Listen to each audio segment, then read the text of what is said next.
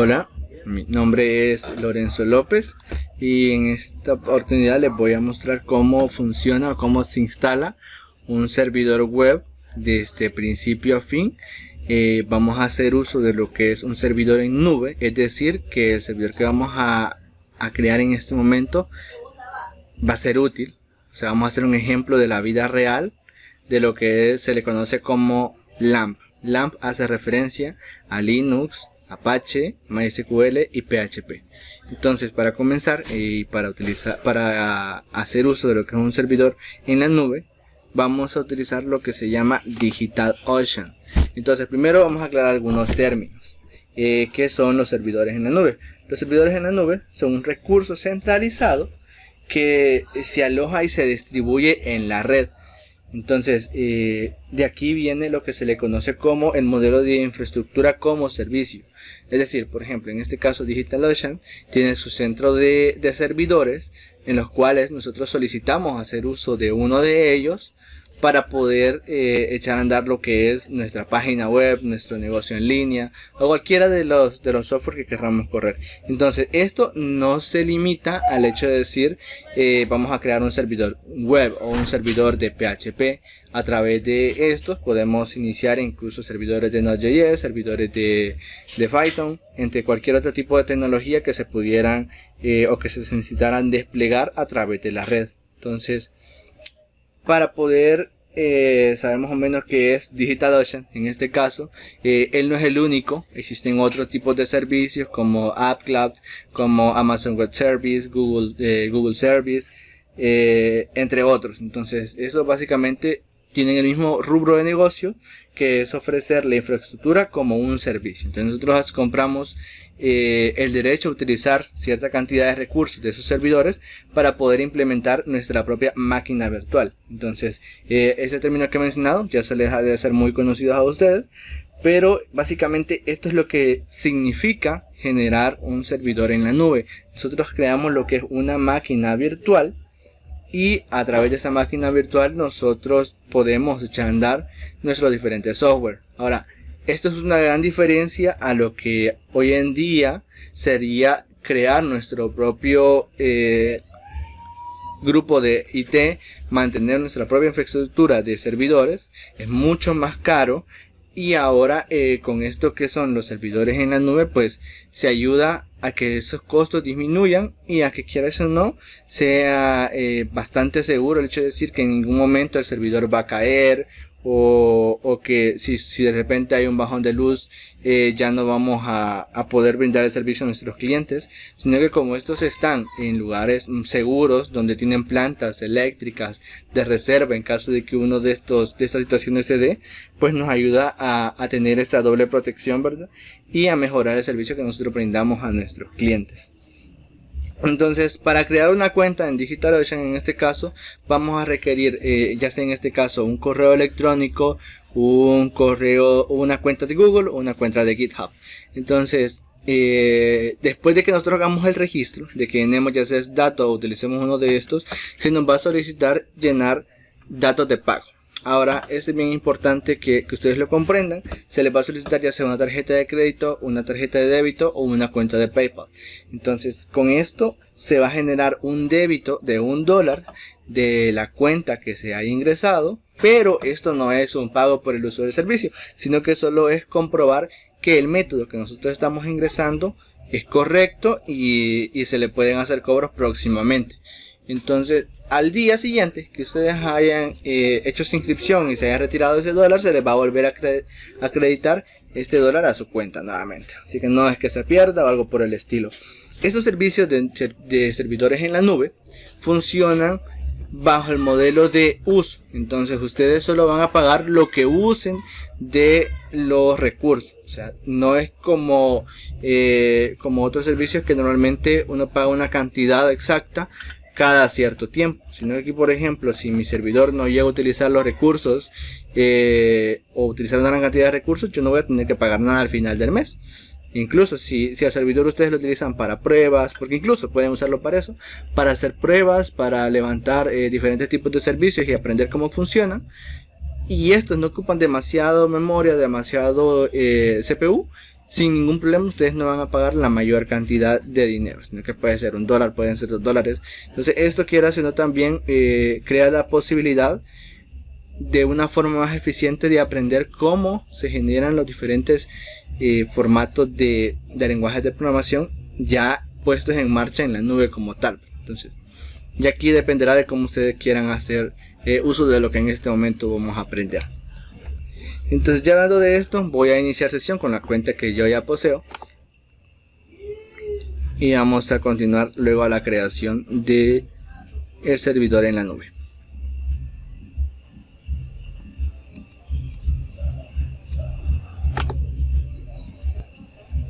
Entonces aquí estoy haciendo la iniciación. Después de que hayan creado la cuenta, pues esto sería lo que estarían observando ustedes cada vez que vayan a entrar a hacer uso del servicio.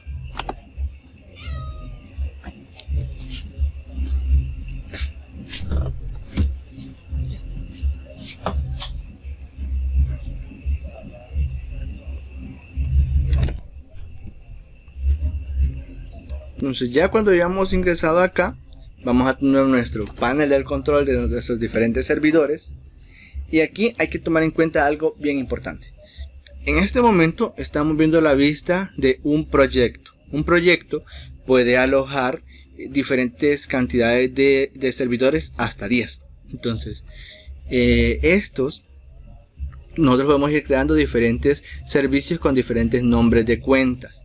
Ahora, ¿qué hace un proyecto? Un proyecto nos genera, por decirlo así, un álbum de servidores que en algún momento nosotros podemos interconectar.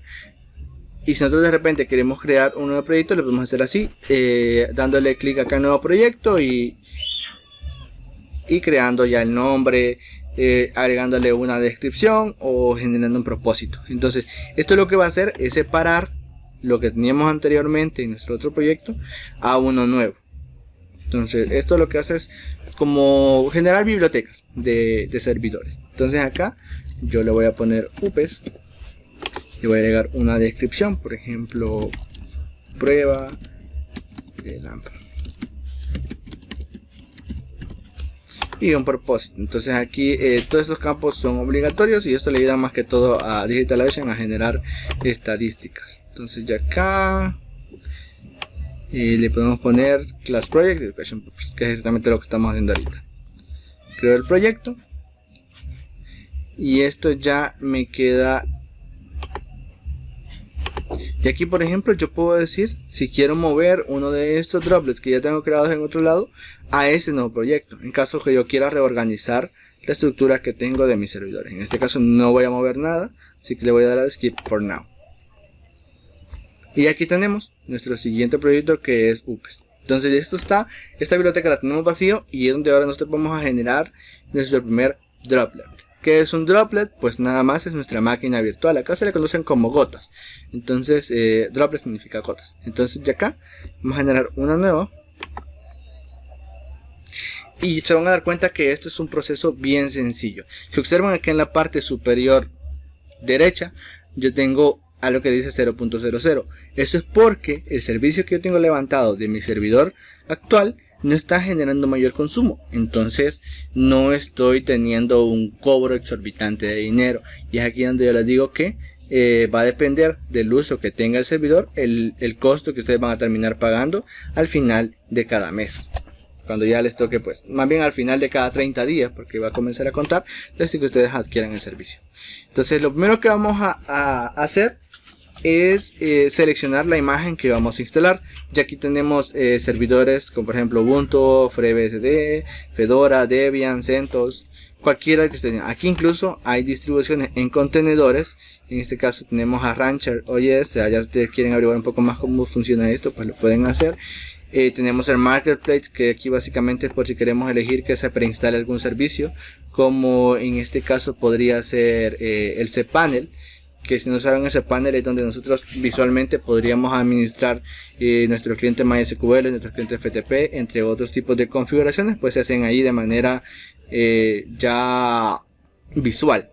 En otro modo, si no quieren usar ese panel, pues también pueden hacer uso de de la consola, pero ahí ya requiere un conocimiento más grande a la hora de querer hacer lo que se puede hacer en un cPanel en una consola. Incluso acá pueden administrar los WHM, que es un WHM, pues directamente es donde ustedes van a poder generar diferentes carpetas con usuarios y se le va a asignar un dominio a cada carpeta para poder pues distribuir de lo que es un servicio de hosting. Entonces, por ejemplo, ustedes ahí pueden tener un servidor que esté dirigido a un espacio dentro de nuestro servidor y venderlo a alguien con un dominio. Entonces ya ahí ocuparon cierta parte de recursos del servidor que tienen levantado y luego nuevamente generan otro, y aquí es donde también se utiliza lo que son los virtual hosts.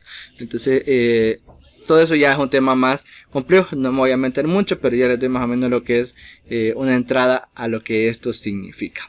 Luego aquí incluso, si se fijan, tenemos una gota directa que puede ser LAMP en Ubuntu 20, que directamente yo sin complicarme tanto podría utilizar esta y ya no instalar ni Apache, ni PHP, ni MySQL, porque ya vendría instalado dentro de esta máquina virtual que yo estoy inicializando. Hay otras cosas como por ejemplo un WordPress, un Docker, un Plesk, Laravel. Entonces sin mayor complicación yo podría hacer esto y ya no tener que preocuparme mucho por instalar todo eso. Pero como esta vez es para poner en práctica todos los conocimientos adquiridos, vamos a hacerlo desde principio a fin. Voy a enseñarles incluso también cómo conectarse por SSH al servidor, y es lo que vamos a hacer en este momento. Entonces aquí incluso también podemos agregar una imagen customizable, es decir, que nosotros ya tengamos algo grabado en un USB, en un CD, que nosotros queramos montar sobre este servidor. Por ejemplo, si hay distribuciones que ustedes ven acá que no aparezcan, ustedes pueden agregarla desde ese punto. En este caso vamos a hacer uso de un Ubuntu 18.0.4, que es la que hemos estado utilizando, y vamos a seleccionar un plan. Ahora, en este caso los planes vienen de distintas maneras. Tenemos los básicos, que quiere decir no son los más económicos, que utilizan una CPU compartida. ¿A qué hace referencia esto? Que nosotros estamos utilizando ciertos núcleos de esta CPU, no estamos teniendo un servidor propio que nos está manejando el nuestro, sino que en ese mismo, digamos así, no me acuerdo cómo se les llama estos, pero en el data center hay varias personas o más de una persona dentro de nuestra área de servidor. Entonces nosotros utilizamos un espacio, pero no utilizamos todo el CPU para tener mayor potencia. Entonces va a depender de cuál sea nuestro propósito. Si es un propósito general, si queremos que haya optimización de CPU, es decir, que vamos a utilizar bastante.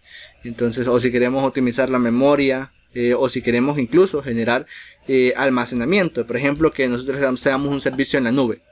En este caso tendríamos que elegir Storage Optimized para que tengamos mayor rendimiento en lo que es el almacenamiento.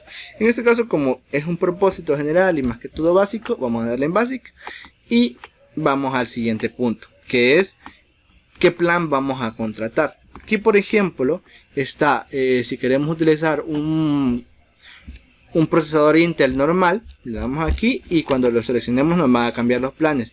Si queremos utilizar un Intel Premium y además que contenga discos NVMe, le damos clic aquí y nos va a dar otro precio. Si queremos un CPU AMD que también contenga NVMe, le damos aquí y nos cambian los precios, pero en este caso vamos a tener regular. Entonces regular, el de $5, que equivale, si se dan cuenta aquí, a 0.007 la hora. Entonces esto es bien importante, porque cada vez que alguien esté haciendo uso de nuestro servidor y que logre generar un gasto alto, por decirlo así, de los procedimientos, nos va a comenzar a utilizar esta cantidad de dinero, que al final el máximo alcanzable es de $5 al mes. Entonces ustedes ponen un límite para que no se vaya a elevar la cuenta a $80 porque alguien comenzó a hacer uso excesivo del servicio, ¿verdad? Eso sí tienen que tener cuidado, porque cuando se llega a la tasa que ya muestra aquí, pues el servicio pues puede que comience a tener fallos. Entonces seleccionamos ese Y pasamos a lo siguiente. Aquí nos pregunta si queremos agregar volúmenes, es decir, más discos duros a nuestro, o discos SSD en este caso, a nuestro servidor, para que luego podamos hacer uso, inicializarlos e incluso compartir los archivos que tenemos a este otro. En este caso no lo vamos a hacer. Igual, ahí esas cosas no les voy a especificar mucho. Podrían ustedes comenzar a investigar un poco más, porque ya son cosas que se utilizan cuando queremos hacer algo más avanzado. Entonces en este caso elegimos en qué lugar queremos que esté nuestro servidor, en qué data center, Nueva York, San Francisco, Amsterdam. Entonces aquí podemos dejar Nueva York, no importa. Y aquí nos dice la VPC Network. Esto cambia dependiendo de cuál de estos de data center elijamos. Entonces, por ejemplo, si aquí yo cambio a San Francisco, me va a cambiar el tipo de conexión a internet que me va a dar. Entonces aquí voy a dejarlo en Nueva York y ya me cambia. Tampoco es de tomarle mucha importancia.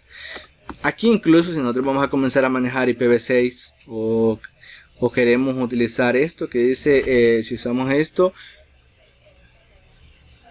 podemos agregar algún script que se inicie durante se crea el primer bot del sistema. Entonces en este caso es muy importante, porque imagínense que ustedes quieran correr diferentes comandos al iniciar el droplet, como por ejemplo que van a crear X cantidad de usuarios en el momento que se inicie el droplet para poder dar acceso al SSH, algo por el estilo, por ejemplo.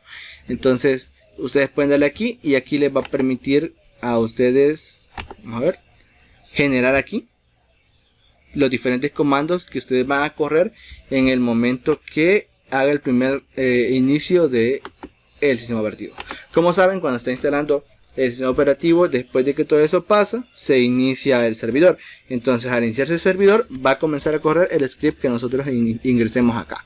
Luego está este otro, que este es bien importante y sí hay que agregárselo casi siempre, más bien siempre, porque con eso vamos a tener acceso a un monitoreo de los recursos que nuestro servidor está utilizando. Entonces esto se instala como un demonio dentro del sistema para poder monitorear qué está pasando, qué recursos estamos utilizando, cuánto disco estamos utilizando y todo así. Ya se lo voy a enseñar lo que se genera después de haber instalado esto.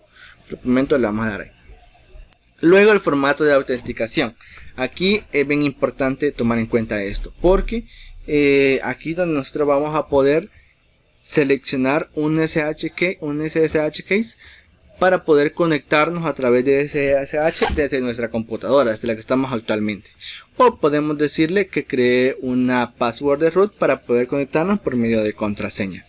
Entonces aquí podemos elegir cualquiera de las dos. Y para poder crear una SSH key y agregarla, vamos a darle New SSH. Entonces acá nos va a explicar incluso cómo hacerlo. Nos dice qué comandos hay que correr, qué vamos a elegir y qué es lo que tenemos que colocar aquí. Aquí nos da toda la instrucción. Entonces podemos seguir estos pasos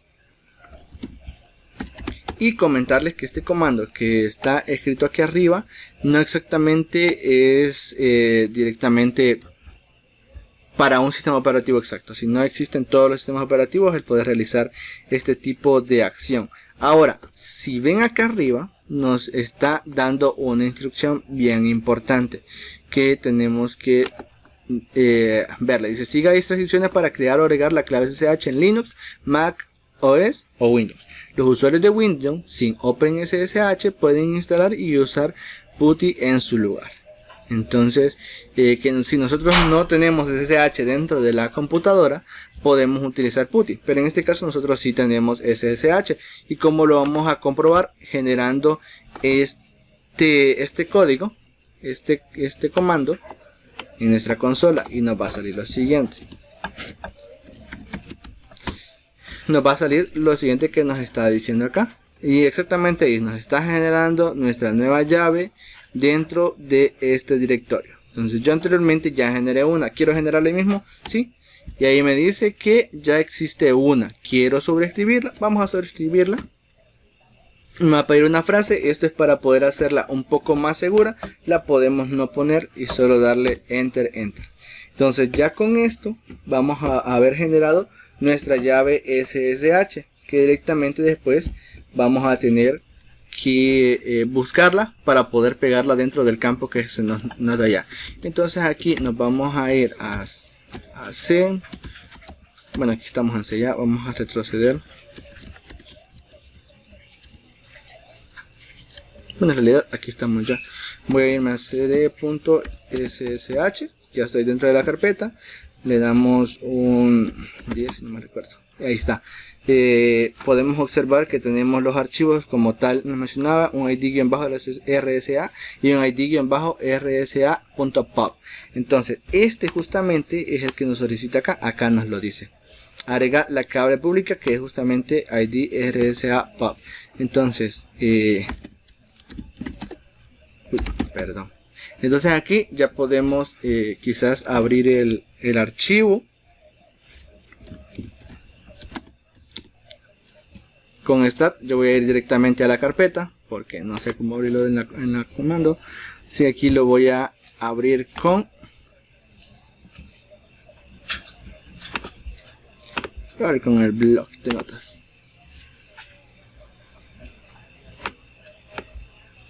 Copio todo el contenido de este archivo y lo voy a pegar acá. Entonces ya aquí ponemos este espacio y ya no lo va a reconocer como tal que es un contenido que es válido. Le vamos a agregar un nombre para poder identificarlo. Entonces le vamos a poner lo que sea en realidad. Window. Entonces le vamos a agregar clave. Y ahora listo, ya tenemos esa clave. Incluso aquí si se dan cuenta tenemos otras dos claves SSH. Incluso yo pude haber hecho uso de esta, que es exactamente la que tenía anteriormente en la computadora, pero para que ustedes la puedan ver se la voy a dejar aquí. ¿Por qué dice ventana llave? Pues porque yo lo he traducido. Entonces ahí está. Listo. Ya que he generado la clave SSH, me pregunta cómo voy a llamarle a este droplet y cuántos voy a crear con esta misma configuración. ¿Eso por qué? Porque podemos hacer varios droplets con la misma configuración si en caso lo necesitáramos. Esto se lo voy a dejar así por una razón. Primero porque ya me dice qué tipo de imagen estoy corriendo, cuánto CPU tengo, cuánta es la memoria, cuál es la red que estoy utilizando, o sea, en qué región he dejado el servidor, y el 01 que es un contador. Ahora, esto sí sirve cuando podemos tener un listado bastante grande y queremos saber pues cuál es el servidor con tales, digámoslo así, requisitos que estamos utilizando. Pero en este caso podemos decirle que se va a llamar UPS. También podemos hacer eso. Entonces ya ahora podemos agregar tags, que igual ya son cosas que son por si queremos o no. Y aquí hay una cosa bien importante. Seleccionamos en qué proyecto lo vamos a generar. Si en el primero o en el que vamos a crear. Lo dejamos en el que vamos a crear. Y lo otro que nos dice es si queremos activar un backup de este servidor que se genera. Si no mal recuerdo. Es una vez por semana. Entonces, por ejemplo, cada viernes. El servidor se copia y se genera una imagen de él y se guarda no en la computadora sino también en los servidores de DigitalOcean, y en cualquier momento si tuviéramos algún problema en el servidor podemos recuperar esa copia de seguridad para no tener que perder toda la información que ya teníamos guardada ahí. Entonces esto cuesta $1 por mes, esto sí es fijo, pero no necesariamente tenemos que hacerlo, sino que ya esto si fuera algo bastante serio, pues que queremos guardar la información, pues le damos seleccionar y estaríamos pagando $1. La verdad no está nada mal. Ahora, esto aprender a manejar estas copias de droplet es bien importante porque nos va a salvar el pellejo en algún momento. Entonces le damos crear droplet ya que ya terminamos la configuración, y con esto ya solamente tenemos que esperar. Nos dice que fue agregado a UPS.